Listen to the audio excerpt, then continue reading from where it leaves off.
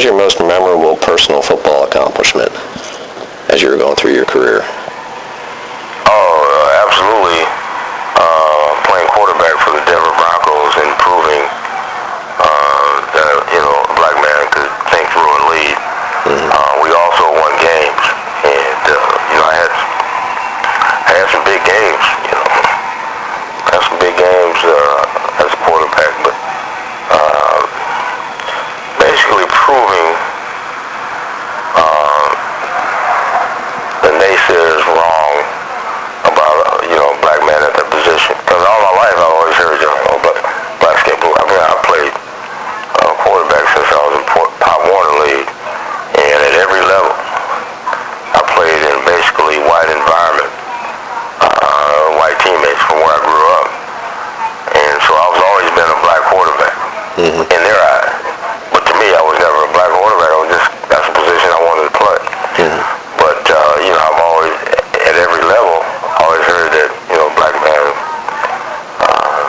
didn't have the capabilities of playing that position, and on every level, I proved it wrong. Kenny Washington was a star at UCLA. We know this. He shined all the way through to the All-Star game where they had the college players play the pro champs, and he was one of the best players out there. A big gate attraction. So he was a guy that they kind of earmarked. He had played in like the Pacific Coast League and really starred there for quite a while. So he was a little beat up when he came to the National Football League. He was a guy that may have not on the downside, but he was definitely not in the early stages of career. And then Woody Strode was a guy. He was a split end on those teams as well with UCLA. They brought him along. And then right after them, you saw that the Browns, who were in the rival league, the American Lions, I think it was called,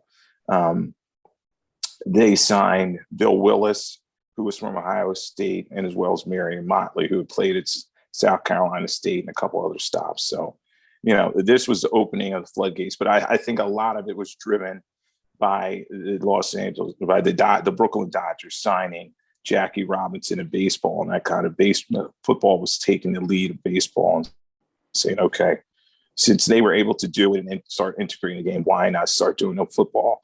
And I think it started bringing in the masses, because in studying the Black college football experience, I learned that, going all the way back to the late 1800s into the early 1900s, the game had taken a foothold in the Black community because, they were going to these classic games. I live right near Lincoln University. And, that was a huge thing for teams to kind of play in these classic games. And there was a population that they could grow. And they saw this, right? Maybe, okay, we can draw some of the Black fans into the games.